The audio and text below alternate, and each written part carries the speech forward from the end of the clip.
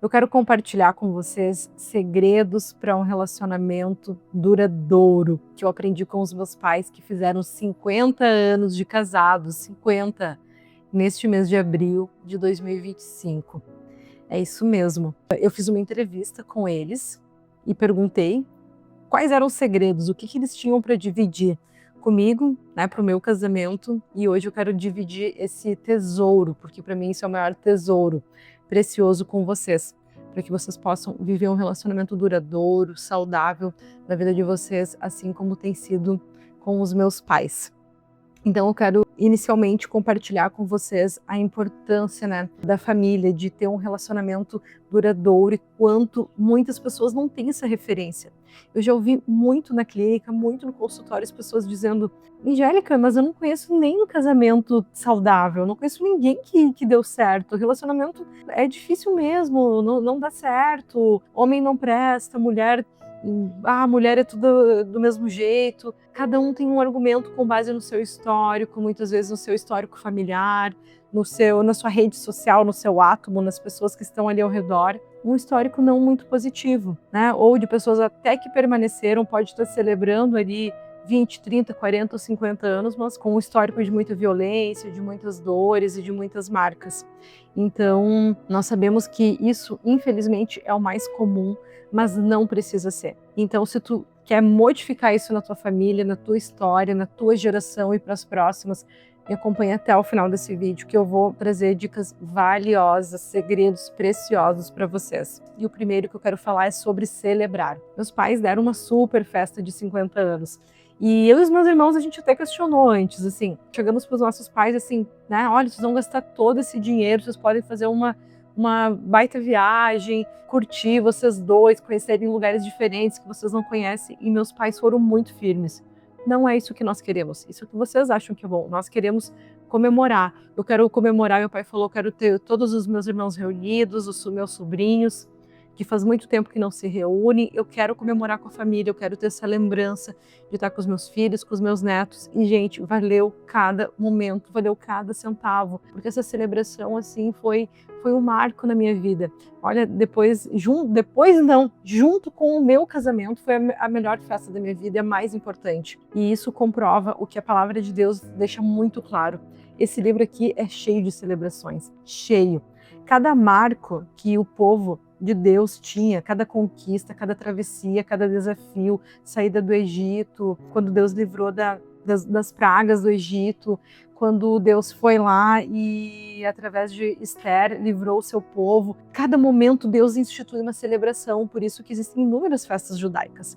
Então, celebrar é algo divino, celebrar é algo onde nós trazemos à memória o que Deus fez, o que Deus está fazendo e o que Ele quer continuar fazendo para as próximas gerações. Então, esse é o primeiro segredo, que nós possamos celebrar desde a pequena, da menor conquista.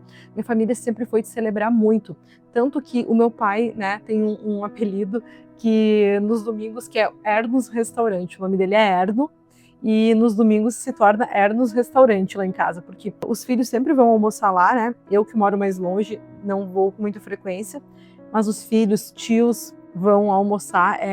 O churrasco do meu pai é tradicional no domingo, então o domingo sempre tem esse momento de celebrar a vida, celebrar os encontros, assim como todas as datas festivas não passam branco na minha família. Então celebrar é um segredo muito importante. Ai, comprou um móvel novo para casa, celebre, brinde com uma xícara de chá, com qualquer coisa que tiver ao seu alcance. Não precisa fazer algo que vá ter um grande custo, mas celebre, se alegre. Né? Inclusive eu tenho uma sobrinha que é lindo, assim, eu acompanho ela no Instagram, ela trabalha hoje como influenciadora e ela tá sempre postando, celebrando, e eu acho isso tão lindo. Eu vejo que isso é um legado que vem da família. Um outro segredo é o perdão. Então, quando eu perguntei para os meus pais, né, o que fez eles permanecer e ter um relacionamento tão bom e duradouro, e a minha mãe falou sobre perdoar sempre. Ela falou sempre, todo dia a gente vai ter que perdoar. Perdoar a toalha em cima da cama, perdoar cada coisa pequena e não levar isso para a cama, não deixar o sol se pôr. A Bíblia fala que nós não devemos deixar com que o sol se ponha sobre a ira. E eu tenho certeza que os meus pais sempre tiveram esse cuidado. O terceiro segredo que eu quero compartilhar com vocês e que muitos de vocês já sabem, mas como é difícil praticar, né? É o diálogo. Os meus pais sempre conversaram muito. Então eles têm um ritual em que eles começam o dia com uma conversa, um alinhamento ali, e eles terminam o dia dessa forma. Como que eles fazem isso? Eles têm a tradição do chimarrão, né? Então, antes de tomar café da manhã, antes de qualquer coisa, o chimarrão é sagrado. Eles têm que tomar o chimarrão em jejum, é um hábito deles. Só que nesse momento eles se sentam e eles assentam o dia. Eles se ligam juntos ao dia e se ligam juntos um ao outro, onde eles repassam as tarefas que cada um vai ter durante o dia, os compromissos, situações para resolver, sentimentos, sonhos. Eles conversam bastante, eu pude observar isso, gente, e o quão é precioso. Eu confesso que eu ainda não consegui estruturar isso na minha família totalmente.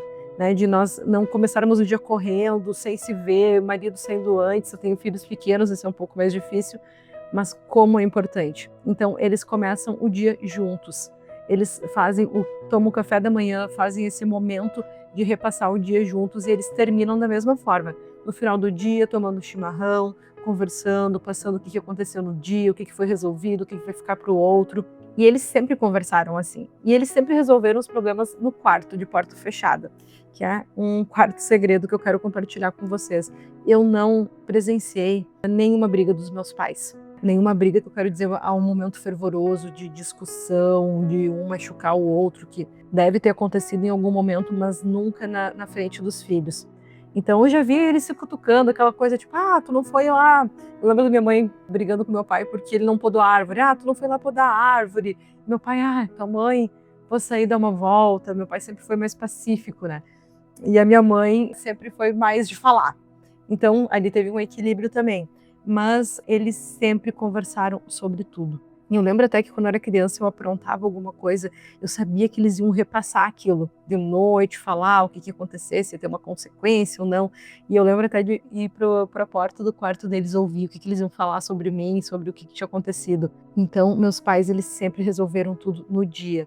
Então, né, mais um momento sobre o diálogo. E uma outra dica que a minha mãe me deu é sobre tolerar e não se sentir menos por fazer o que o outro quer. Eu achei muito interessante isso quando ela falou e fiquei meditando muito tempo. Tolerar e não se sentir menos. Porque muitas vezes meu pai falou assim, mas eu não tô achando a minha meia. E tolerar é tipo assim, meu Deus, eu não acredito que... não acredito que tu não tá vendo onde é que tá a tua meia. Minha mãe nunca falou isso. Pelo menos nunca que eu vi. Ela vai lá e pega a meia e entrega para o meu pai.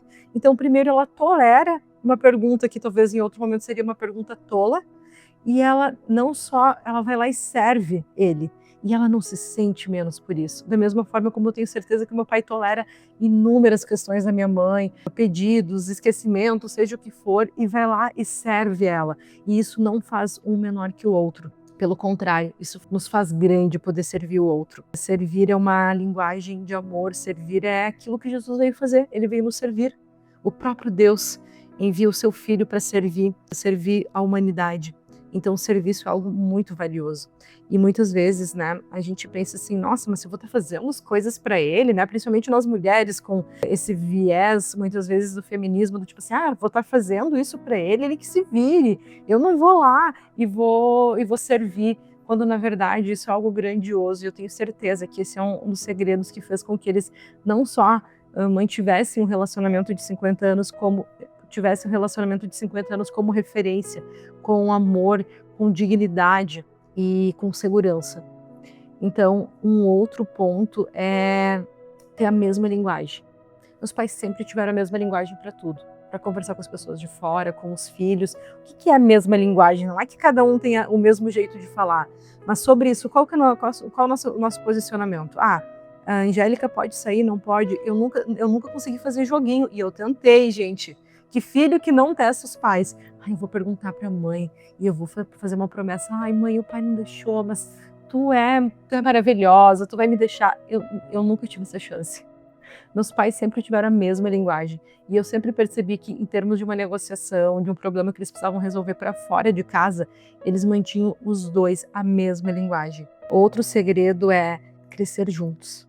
Meu pai, ele conta que quando eles se casaram muito jovens, né? A minha mãe só namorou meu pai, inclusive, eles não tinham nada.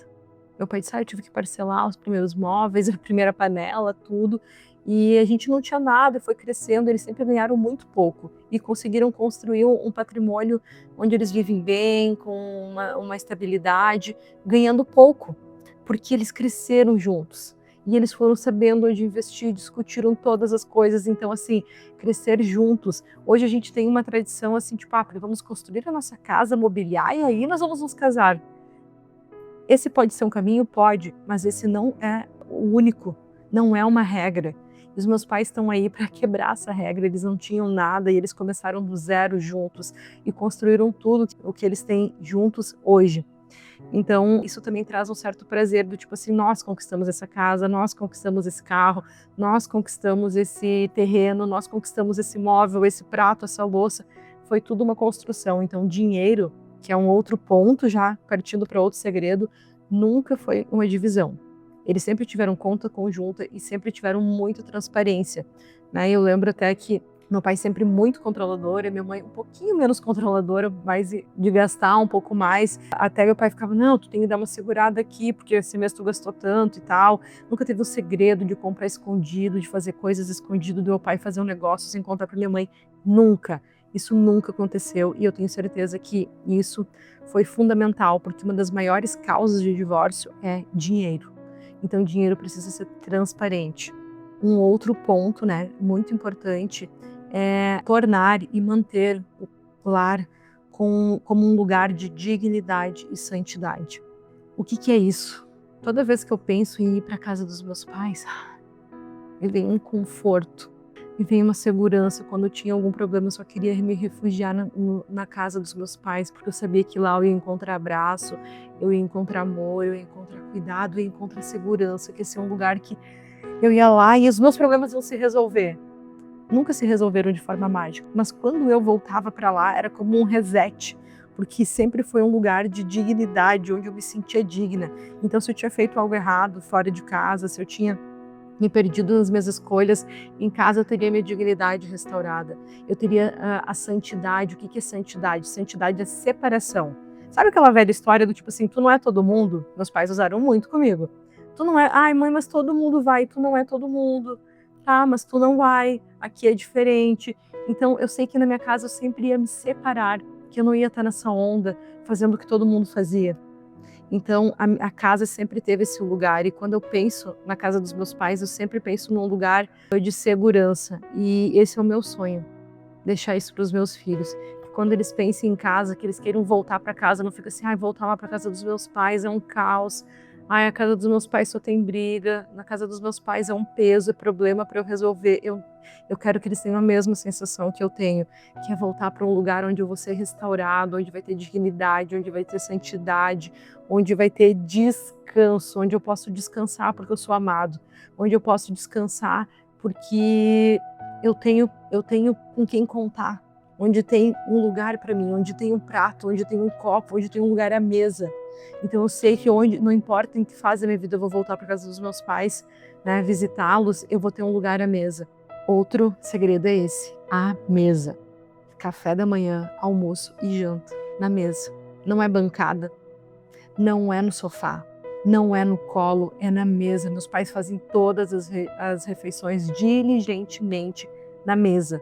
E essa é uma tradição que eu consegui, e é uma luta todo dia, porque às vezes alguém quer dar uma escapadinha, das crianças principalmente, mesmo se o meu filho, por exemplo, ele fala, não quero comer, tá naquela fase, né, da infância que às vezes não tá com fome e quer comer depois, ou ele vai sentar na mesa, mesmo se ele não for fazer a refeição ali, sempre acaba fazendo, né, porque inclusive é uma das funções de estar na mesa, é ter esse momento assegurado. Então os meus pais sempre usaram a mesa sempre foi um lugar também de muita santidade, que era uma frase que vem da minha avó materna. Ela dizia assim, quando nos assentamos na mesa, os anjos dizem amém.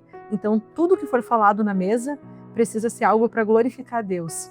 E aí às vezes começava aquela treta, né, entre irmãos, né, eu lembro do meu irmão implicando com o quanto eu comia, com isso, com aquilo, e a minha avó, para que tudo que falar na mesa, os anjos estão dizendo amém.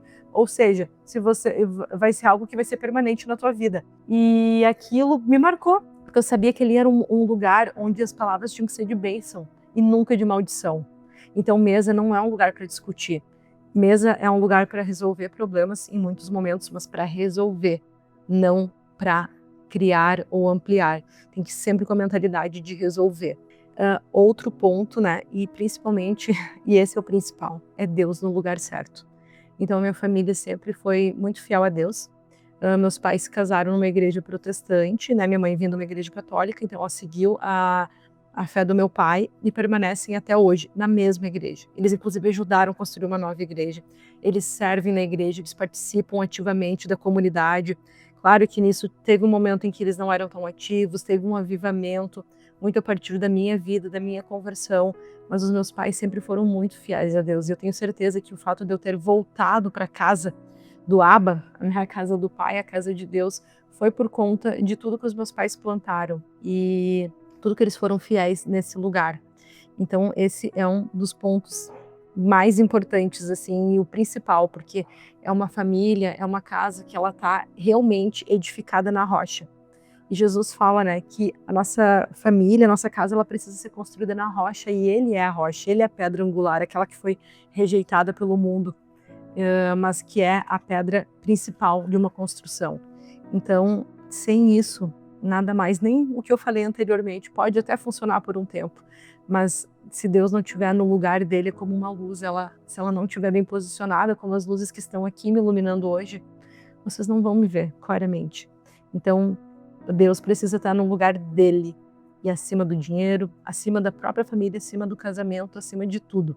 Um outro ponto é que os meus pais sempre priorizaram um ao outro. Eu não quero esquecer esse ponto. O que é isso? Meus pais, eles fizeram tudo e fazem ainda tudo pelos filhos. Então, assim, se um filho está com um problema, está com alguma dificuldade, eu ganhei os meus 2 filhos, a minha mãe veio aqui, passou mais de um mês comigo, me auxiliando em tudo, meu pai dando apoio também.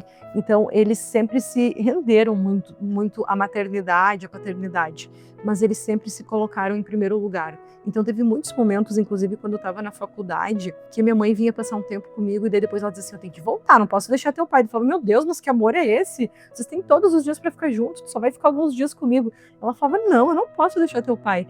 Então, ela sempre priorizou. E isso é lindo, porque eu nunca tive preocupação com minha mãe ou com meu pai, porque eu sei que eles têm um ao outro. E eu sei que eles nunca estão sós, né? Enquanto os dois estiverem juntos e vivos, eles têm um ao outro, eles são muito fiéis nisso, muito fiéis nesse amor. Então eu nunca precisei me preocupar, e isso é uma segurança para os filhos. Eles saberem que o guarda-chuva, que é os pais, está firme, que não está furado, que eles estão juntos, que eles vão te proteger das tempestades. Então o casamento, o relacionamento é como um guarda-chuva. E se a gente tá em divisão, imagina um guarda-chuva, quando ele está dividido, ele se acaba, ele se esmigalha e os filhos tomam a chuva. Então, nossa, eu boto os meus filhos em primeiro lugar, mas se tu colocar os teus filhos em primeiro lugar antes do teu casamento, os teus filhos estão desprotegidos. Então o casamento é fundamental e os meus pais sempre fizeram isso. Sempre fizeram e fazem isso até hoje. Uma curiosidade que eu quero compartilhar com vocês é que eu saí de casa com 16 anos para fazer faculdade de psicologia, me formei bem nova, com 22 anos eu já estava trabalhando como psicóloga, a 500 quilômetros longe dos meus pais. Eles moram numa cidade bem pequena, no interior do Rio Grande do Sul. Eu convivi com eles, então, até os 16 anos, e depois eu voltei com 31 anos na pandemia para casa deles. Nesse período eu voltei por conta da pandemia, então eu estava em Porto Alegre, no meu apartamento, os atendimentos tinham ido todos pro online naquele momento, e aí eu pensei, cara, eu vou ir para casa dos meus pais e passar essa quarentena, que virou 3 meses. E eu tenho certeza que isso foi uma resposta das minhas orações, porque ali eu orava por um relacionamento, eu orava por um casamento, e eu estava um tempo esperando em Deus a pessoa certa, e o meu marido, ele até conversava comigo, mas eu achava, não sabia se era a pessoa, não dava muita trela para essa conversa. E eu fui para casa dos meus pais e eu tive a oportunidade de observar como eles se relacionavam. E eu vi um servindo o outro, eu vi um cuidando do outro, eu vi tudo isso que eu estou compartilhando com vocês hoje.